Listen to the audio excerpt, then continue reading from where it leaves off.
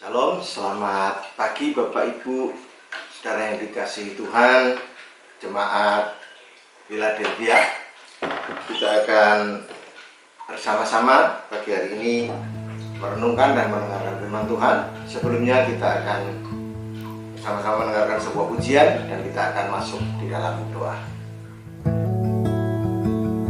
Seperti rusa yang haus, rindu aliran sungaimu,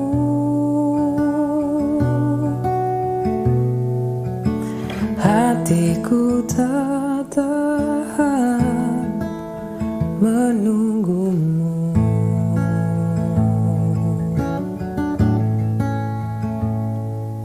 Bagai tanda gesang menanti datangnya hujan,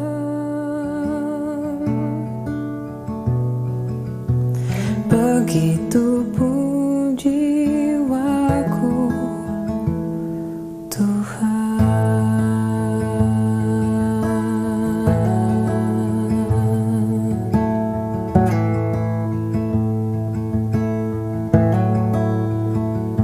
seperti rusa yang haus, rindu aliran sungaimu,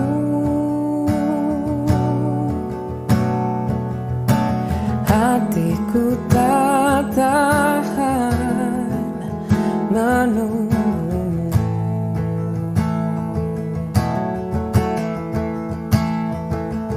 Bagai tanah gersang menanti datangnya hujan, begitu pun jiwaku, Tuhan. Hanya Engkau pribadi yang mengenal hatiku, tiada yang tersembunyi bagimu. Seluruh isi hatiku Kau tahu, dan bawaku untuk lebih dekat lagi padamu, tinggal dalam indahnya dekapan kasih-Mu. Hanya Engkau pribadi yang mengenal hatiku, tiada yang tersembunyi bagimu. Seluruh isi hatiku Kau tahu, dan bawaku untuk lebih dekat lagi padamu, tinggal dalam indahnya dekapan kasih-Mu. Tinggal dalam indahnya dekapan kasih-Mu. Terima kasih Tuhan buat berkat-Mu pada pagi hari ini Tuhan. Sebentar kami akan mendengarkan sebagian daripada firman-Mu Tuhan. Kami mau mempersiapkan hati kami yang terbaik untuk ditaburi oleh kebenaran firman-Mu. Terima kasih Tuhan, kami ucap syukur hanya di dalam nama Tuhan suka berdoa. Haleluya, amin. Baik Bapak Ibu, pagi hari ini kita akan bersama-sama merenungkan firman Tuhan, dan saya memberi judul tema pada pagi hari ini adalah belajar dari kesalahan orang lain. Dan perikop ini terdapat di dalam 1 Korintus pasal 10 ayat 1 sampai yang ke-11. Hidup yang kita jalani saat ini adalah suatu proses pembelajaran yang berlangsung seumur hidup. Dalam proses pembelajaran ini bisa saja kita melakukan suatu kesalahan di mana itu bisa menjadi hal yang sangat berharga.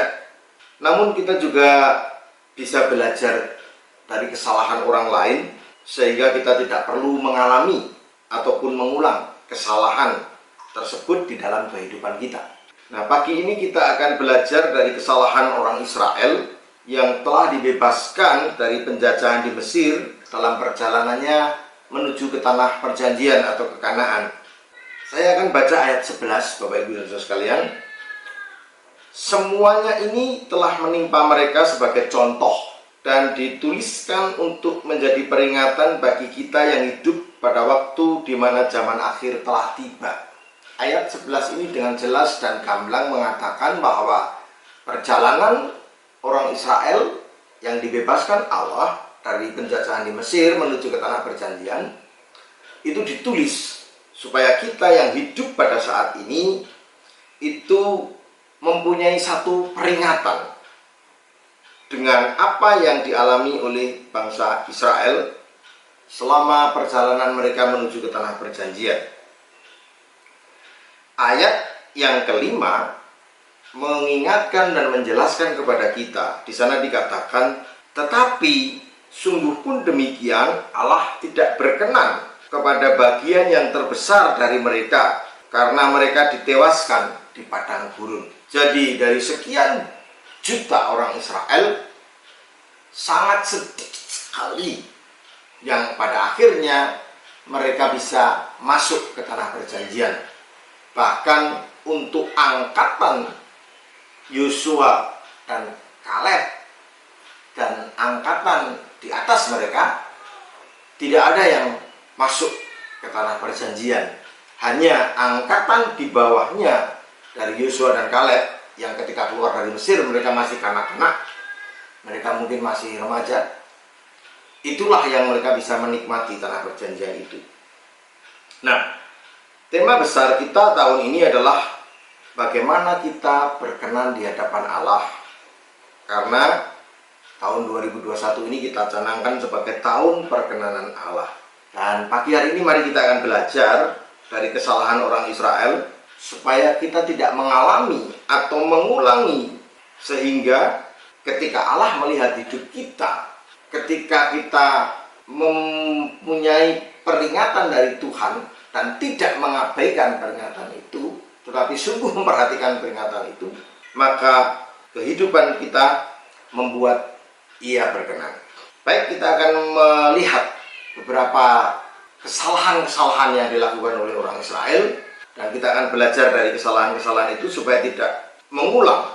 Yang pertama, di dalam ayat 6b di sana dikatakan, jangan menginginkan hal-hal yang jahat. Rasul Paulus menjelaskan di dalam Roma pasal yang ke-7 ayat 21, di sana Rasul Paulus menjelaskan kepada kita bahwa di dalam diri kita selalu setiap saat bergumul dengan hal yang baik dan yang jahat, ya. Nah, Bapak Ibu Saudara, saya akan bacakan di sana dikatakan Roma 7 ayat 21 sampai 23, di sana dikatakan demikian. Demikianlah aku dapati hukum ini, jika aku menghendaki berbuat apa yang baik, yang jahat itu ada padaku. Sebab di dalam batinku aku suka akan hukum Allah, tetapi di dalam anggota-anggota tubuhku aku melihat hukum lain yang berjuang melawan hukum akal budiku dan membuat aku menjadi tawanan hukum dosa yang ada di dalam anggota-anggota tubuh. Jadi memang ada niatan, ada keinginan untuk melakukan hal-hal yang baik, tetapi itu ada di dalam hati, di dalam batin. Tetapi yang lahiriah, anggota-anggota tubuh kita acap kali itu bertindak atau melakukan hal yang sebaliknya dari apa yang ada di dalam batin kita. Nah, jadi di sini diingatkan jangan menginginkan hal-hal yang jahat. Lalu yang kedua, di sana dikatakan pada ayat 7 bagian A, jangan menjadi penyembah berhala. Bapak Ibu dan Saudara yang dikasihi Tuhan, ini adalah hukum atau perintah kedua di dalam hukum Taurat Musa, ya. Di sana jelas disebutkan Allah tidak menghendaki kita menjadi penyembah berhala, karena Allah kita itu adalah Allah yang cemburuan ketika kita melakukan hal itu. Mengapa Allah cemburu ketika kita melakukan penyembahan berhala? Nah, kecemburuan Allah itu adalah untuk menyatakan yang pertama, menegaskan bahwa Allah itu adalah pribadi yang kudus. Yang kedua, ketika kita melakukan penyembahan berhala, itu berarti melakukan perzinahan rohani. Yang ketiga, Allah menyatakan kecemburuannya itu sebagai bentuk kesetiaannya dengan perjanjiannya. Ketika Allah menyatakan perjanjian, menyatakan janjinya kepada bangsa Israel, dan Allah tidak ingin orang Israel mengingkarinya. Nah, itu sebabnya kecemburuan Allah itu menyatakan kesetiaan Allah kepada perjanjiannya. Kemudian yang berikutnya, kecemburuan Allah juga menyatakan keadilan pada saat memberi penghukuman. Jadi ketika orang-orang Israel melanggar perjanjian dengan Tuhan dan mereka menerima akibatnya, menerima hukuman karena pelanggaran itu, maka itu adalah bentuk keadilan yang dinyatakan Allah dalam kecemburuannya terhadap penyembahan berhala. Lalu yang terakhir, Allah juga dalam kecemburuannya itu menyatakan kasih Allah dalam pemberian berkat bagi orang-orang yang mengasihinya. Bapak Ibu bisa membaca di dalam Keluaran 20 ayat 4 sampai 6. Di sana kita bisa melihat penjelasan itu. Nah, berikutnya, kesalahan yang berikutnya, yang ketiga yang dilakukan oleh bangsa Israel adalah mereka melakukan percabulan. Percabulan ini berbicara tentang kekudusan. Dan di dalam Ibrani 12 ayat 14 bagian B di sana dikatakan, dan kejarlah kekudusan, sebab tanpa kekudusan tidak seorang pun akan melihat Allah. Sekali lagi, Allah itu kudus, dan firman Tuhan mengatakan hendaklah kita juga menjadi kudus. Bapak Ibu, kekudusan bukanlah sesuatu hal yang mudah, tetapi harus diperjuangkan. Itu sebabnya firman Tuhan mengatakan kejarlah kekudusan. Kita tidak bisa berjalan santai atau berjalan cepat, tetapi firman Tuhan mengatakan kejarlah, ada usaha, ada upaya. Sama seperti ketika kita mau naik kendaraan bisnya sudah mulai berjalan, lalu kita cepat-cepat lari mengejar supaya tidak ketinggalan bis. Nah, Bapak Ibu, yang ketiga ini adalah berbicara tentang kekudusan, dan itu sesuatu yang memang harus dari hari ke hari terus kita perjuangkan, karena itu bukanlah hal yang mudah, ya. Nah, kemudian yang bagian berikutnya, kesalahan bangsa Israel adalah mencobai Tuhan. Di dalam ayat yang ke-9 di sana dikatakan mencobai Tuhan. Bagaimana yang dimaksud dengan mencobai Tuhan? Ya. Tindakan mencobai Tuhan itu bisa melalui beberapa tindakan. Ya. Yang pertama adalah mengikuti hawa nafsu. Kita tahu bahwa karena mengikuti dorongan hawa nafsu, sehingga ketika Musa menerima 10 perintah Allah, orang-orang Israel malah membuat patung dari emas, anak lembu emas. Kemudian mereka memuja-muja, mereka menyembah itu, mereka melakukan ritual-ritual keagamaan. Dan itu semua adalah untuk memuaskan hawa nafsu mereka, ya. Kemudian yang berikutnya adalah menuntut bukti. Di dalam Markus 8 ayat 11 sampai 13, di sana dikatakan oleh firman Tuhan dalam Markus 8 ayat 11 sampai yang ke-13, di sana dikatakan, lalu muncullah orang-orang Farisi dan bersoal jawab dengan Yesus untuk mencobai dia. Mereka meminta daripadanya suatu tanda dari sorga. Maka mengeluhlah ia dalam hatinya dan berkata, "Mengapa angkatan ini meminta tanda? Aku berkata kepadamu, sesungguhnya kepada angkatan ini sekali-sekali tidak akan diberi tanda." Ia meninggalkan mereka, ia naik pula ke perahu dan bertolak ke seberang. Bapak, Ibu, dan saudara dikasih Tuhan, orang-orang Farisi sengaja datang dan mencobai Yesus. Mereka menuntut bukti. Nah, terkadang bukankah kita juga seperti itu kadang-kadang dalam hidup kita? Kita akan percaya kepada Allah ketika kita menghadapi kesulitan dan Allah menolong kita. Kalau Allah tidak menolong kita, maka kadar kepercayaan kita akan berkurang atau bahkan mungkin tidak percaya dengan keberadaan Allah, dengan kehadiran Allah. Berikutnya kita melihat juga bahwa mencobai Tuhan itu adalah memberontak. Di dalam Mazmur di sana dijelaskan, di sana di dalam Mazmur yang ke-78 ayat 56. Ya, kita akan melihat sebentar di sana di dalam Mazmur 78 ayat 56. Di sana dikatakan, "Tetapi mereka mencobai dan memberontak terhadap Allah yang maha tinggi dan tidak berpegang pada peringatan-peringatannya." Mereka tidak mengingat peringatan-peringatan dari Tuhan, bahkan mereka memberontak. Kita tahu dalam perjalanan sejarah bangsa Israel, bahkan bangsa Israel dijuluki sebagai umat yang tegar tengkuk, ya, diberi rambu-rambu selalu dilanggar.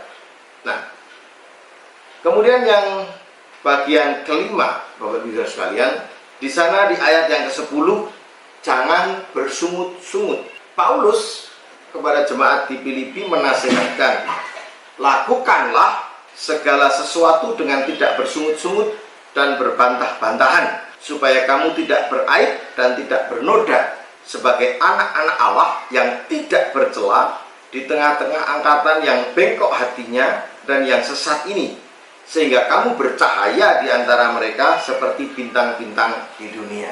Bagian ini penting, Bapak Ibu sekalian, karena di sini dikatakan jangan bersungut-sungut. Nah, berapa banyak di antara kita yang lebih suka bersungut-sungut daripada mengucap syukur dengan apa yang kita hadapi, dengan apa yang kita alami. Tetapi salah satu yang membuat kita akan berkenan di hadapan Allah adalah ketika kita melakukan sesuatu tanpa sungut-sungut. Karena apa? Di sana dikatakan ketika kita melakukan sesuatu tanpa bersungut-sungut, di sana dikatakan oleh Paulus, maka kita akan tidak beraib. Ya, aib itu adalah sesuatu hal yang memalukan, yang sangat besar, memalukan. Di sana juga dikatakan tidak bernoda. Ya, artinya noda adalah sesuatu yang kecil, tetapi memang kemudian ketika dilihat nggak enak. Bapak Ibu kalau punya baju kena tinta dan sebagainya, walaupun kecil, tetapi itu membuat kita tidak nyaman, yang melihat kok jelek. Nah, sebagai anak-anak Allah di sini dikatakan tidak bernoda, ya, tidak ada noda. Bahkan di sana dikatakan tidak bercela. Ya. Tidak ada yang bisa di dalam bahasa Jawa dipaitu. Tidak ada yang bisa dikomentari ketika melihat kehidupan kita. Ya.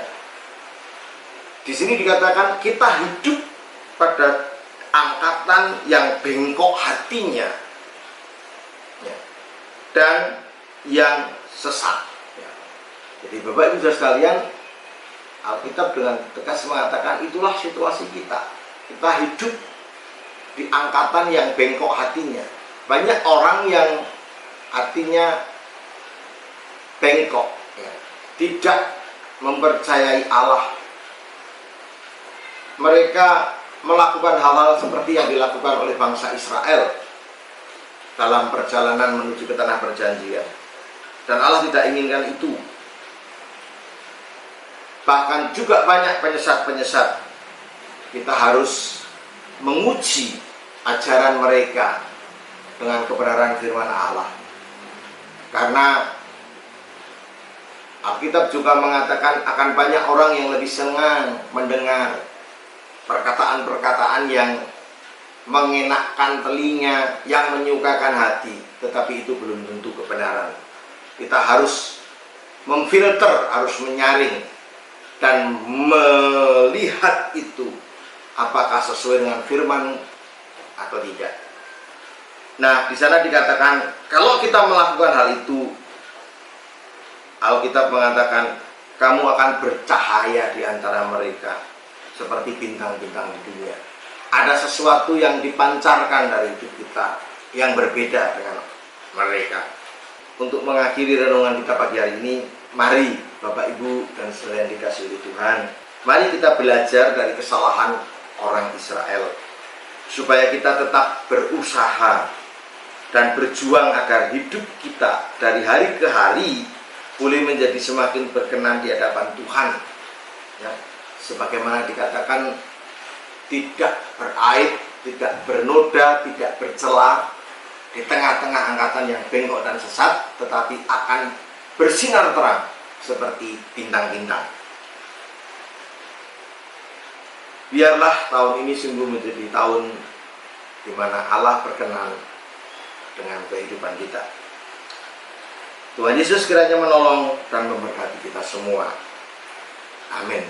Kita akan mendengarkan pujian dan selanjutnya Bapak Gembala akan berdoa untuk kita semua. Selidiki aku, lihat hatiku, apakah ku sungguh mengasihimu, Yesus, Kau yang Maha Tahu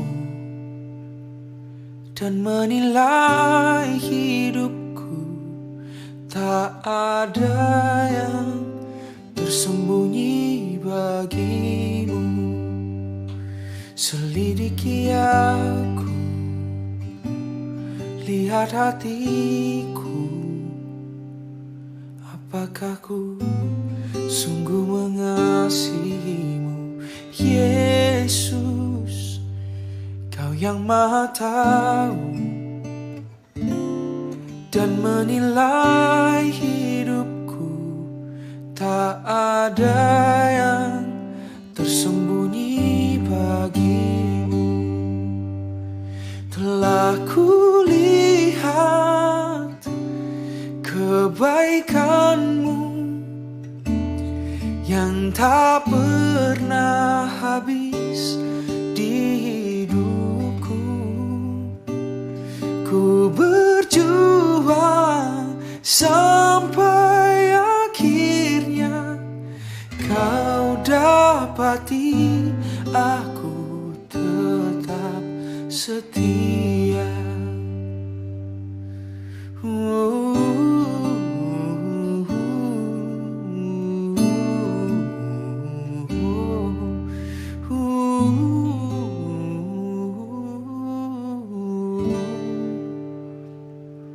Selidiki aku,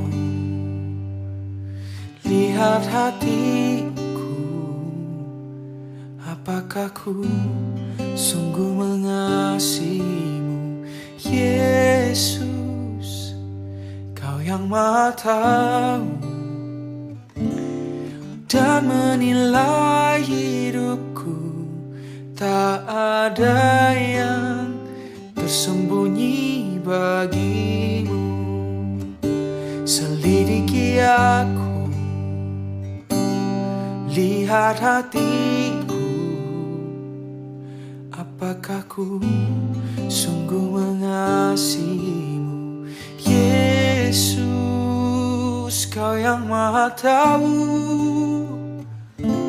dan menilai hidupku, tak ada yang tersembunyi bagimu. Tak kulihat kebaikanmu yang tak pernah habis di hidupku. Ku berjuang sampai akhirnya Kau dapati aku tetap setia. Telah kulihat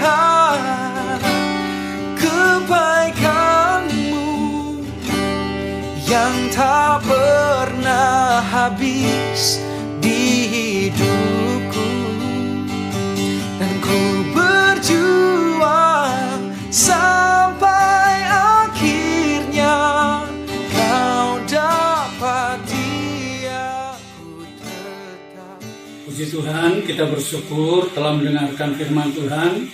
Kiranya firman Tuhan boleh memberikan kekuatan bagi kita semua. Mari kita sama-sama tundukkan kepala dan berdoa. Kami bersyukur kepada Engkau ya Tuhan Yesus, atas firman-Mu yang telah disampaikan kepada kami. Kiranya termeterai dalam setiap hati kami dan boleh menjadi kekuatan bagi setiap kami. Engkau memberkati hamba-Mu yang telah menjadi saluran berkat bagi kami semua. Dan saat ini hamba berdoa untuk seluruh jemaat-Mu, lawatan-Mu atas mereka yang lemah. Tuhan beri kekuatan, yang sedang dalam pemulihan ataupun yang dalam keadaan sakit. Kiranya Engkau ulurkan tangan-Mu yang penuh dengan kuasa, memberi jamahan kesembuhan di dalam nama Tuhan Yesus. Dalam masalah, baik masalah ekonomi, masalah keluarga, dan masalah-masalah yang lainnya, Tuhan kiranya memberikan jalan keluar, sehingga kemenangan boleh menjadi bahagian setiap umat-Mu. Terima kasih Tuhan, berkati apa yang menjadi kebutuhan setiap umat-Mu dalam usaha dan pekerjaan mereka. Kiranya berkat Tuhan tercurah atasnya. Pemerintah bangsa dan negara kami, tetap kami serahkan kepada Tuhan. Tuhan yang menolong, memampukan di dalam menjalankan tugas, dan roda pemerintahan boleh berjalan dengan baik untuk keberpihakan kepada masyarakat Indonesia. Terima kasih Tuhan, terpujilah bagi Engkau kekal selama-lamanya dalam nama Tuhan Yesus Kristus. Dan saat ini turunlah kiranya berkat-Mu atas kami sekalian, dan kami menerima berkat yang melimpah dari Allah Bapa, Putra, dan Roh Kudus, yaitu dalam berkat nama Tuhan Yesus Kristus. Haleluya, amin. Selamat pagi, Tuhan Yesus memberkati kita.